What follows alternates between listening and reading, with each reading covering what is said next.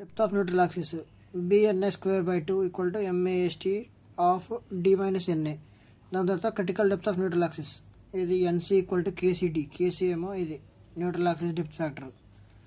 Depth అనేది క్వశ్చన్లో ఇస్తాడు. సో అప్పుడు టైప్ ఆఫ్ సెక్షన్ కనుక్కోవాలి. టైప్ ఆఫ్ సెక్షన్ ఏది ఎన్ఏ ఈక్వల్ టు ఎన్సీ అయితే balanced section, NA greater than NC అయితే over reinforced section, NA less than NC అయితే under reinforced section.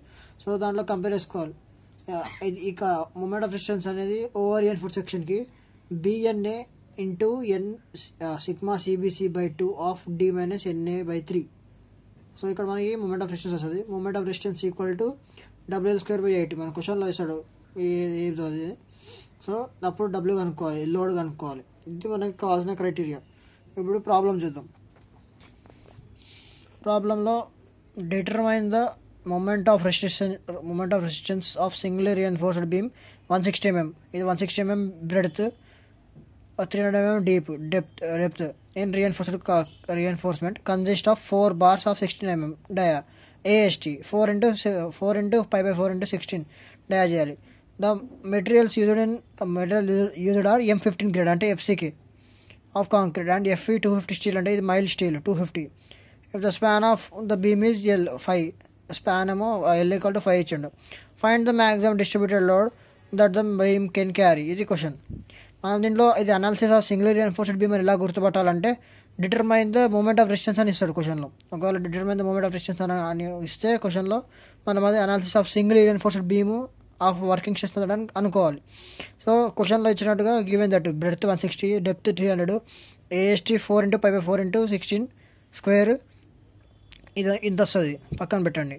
FCK 15 N/mm², FI 250 N/mm², L FCK అంటే ఇది M15, FI అంటే 250, L span 5 అంటే 5.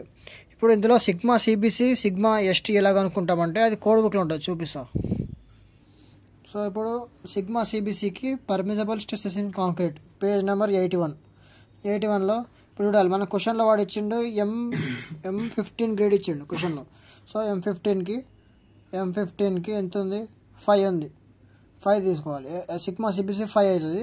Next మనకి కావాల్సింది sigma ST కావాలి. సిగ్మా ఎస్టీ అనేది 82 పేజ్ నెంబర్లో పర్మిజబుల్ స్ట్రెసెస్ ఇన్ స్టీల్ రీఎన్ఫోర్స్మెంట్లో ఉంటుంది. ఇక్కడ చూడండి మైల్డ్ స్టీల్. క్వశ్చన్లో మనకి 250 స్టీల్ అంటే దాన్ని మైల్డ్ అంటారు. 415 అంటే హై ఈల్డ్ అంటారు. మనకి క్వశ్చన్లో ఇచ్చింది 250. సో ఇది 140 తీసుకోవాలి. అర్థమైందా? అప్పుడు ఏమవుతుందంటే సిగ్మా సిబిసి 5 అవుతుంది, సిగ్మా ఎస్టీ 140 అవుతుంది. మనకి అన్నోన్ ఇప్పుడు డబ్ల్యూ ఇంకా అది. ఇప్పుడు మనం ఏం చేయాలంటే ఇది ఇచ్చాం కదా, ఫస్ట్ మాడ్యులర్ రేషియో కనుక్కోవాలి. M equal to 280/3 sigma CBC. So 280/3 into sigma CBC ఎంత? సిగ్మా సిబిసి 5 చేస్తే ఆన్సర్ M ఈక్వల్ టు 18.66 వస్తుంది. ఇది అయిపోయిన తర్వాత నెక్స్ట్ ఇది కనుక్కోవాలి. Neutral axis depth factor KC equal to M sigma CBC by M sigma CBC plus AST. అయితే M ఎంత? 18.66 వచ్చింది మనకి modular ratio. So into sigma CBC 18.66 into sigma CBC 5, మళ్ళీ సేమ్ 18.66 ఇంటూ 5 ప్లస్ మనకి AST. మనం AST solve చేయాలి. AST క్వశ్చన్లో ఇచ్చాడు కదా 4 into 16 అని చెప్పి. 4 into pi by 4 into 16 square చేస్తే ఇంత వస్తుంది. అది ఇక్కడ పెట్టాలి. సారీ AST కాదు, సిగ్మా AST. అది sigma ST sorry sigma ST ఎంత? 140. అది పెడితే ఆన్సర్ కేసీ ఈక్వల్ టు 0.39. దాన్ని ఏమంటారు అంటే న్యూట్రల్ యాక్సిస్ డెప్త్ ఫ్యాక్టర్. దాని తర్వాత మనం లివర్ ఆర్మ్ కనుక్కోవాలి. Liver arm JC equal to 1 - KC/3. So 1 - KC ఎంత? 0.39. 39/3 చేస్తే మనకు ఆన్సర్ 0.87 వచ్చింది. జేసీ ఇంత వచ్చింది. జేసీ వచ్చాక ఇప్పుడు మనం ఏం చేయాలంటే నెక్స్ట్ యాక్చువల్ ఇది కనుక్కోవాలి. డెప్త్ ఆఫ్ న్యూట్రల్ యాక్సిస్ కనుక్కోవాలి.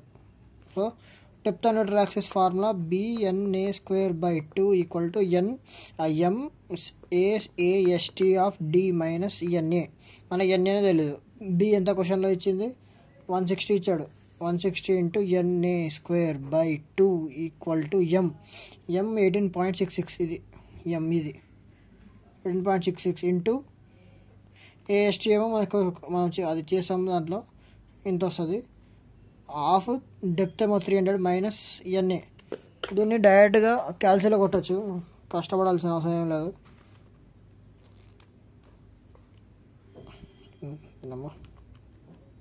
160 ఇంటూ ఆల్ఫా, మనకు కావాల్సిన వాల్యూని ఎక్స్ అనుకోవాలి ఎప్పుడైనా.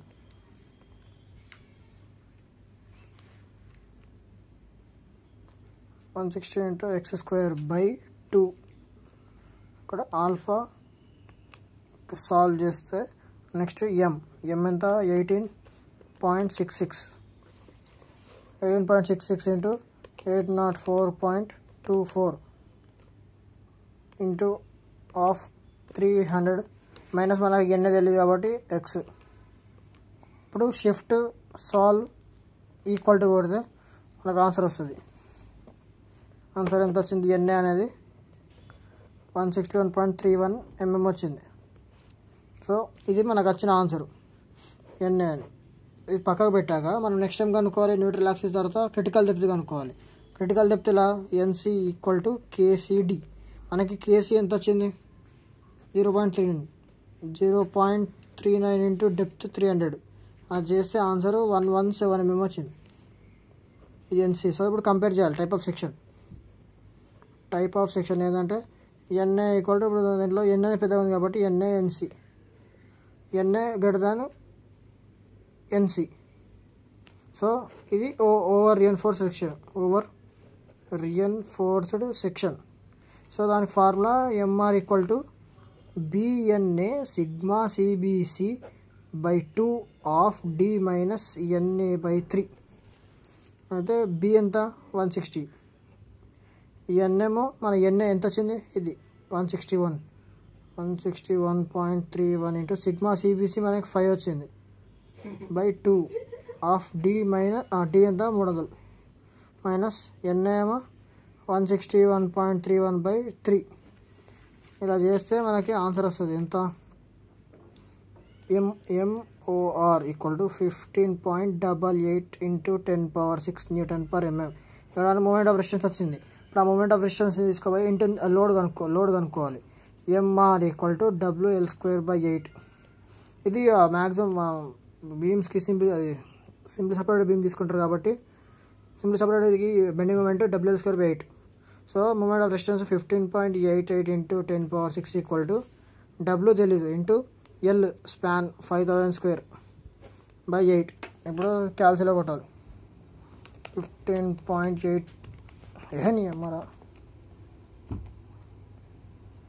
6 ఈక్వల్ టు మనకు తెలియని వాల్యూని ఎక్స్ అనుకోవాలి. ఇప్పుడు ఎక్స్ డబ్ల్యూ తెలియదు మనకి ఇంటూ 5000²/8. ఇలా చేస్తే ఆన్సర్ డబ్ల్యూ అనేది 5.0816 kN/m ఇంత వచ్చింది. ఇంత answer. Analysis of single reinforced beam answer ఇది. నోట్ చేసుకోండి ఒకటి. నెక్స్ట్ ఇది ఇంకా క్లియర్ నోట్స్ కావాలంటే ఇది problem, answer step by step ఉంది. ఇది ఆన్సర్.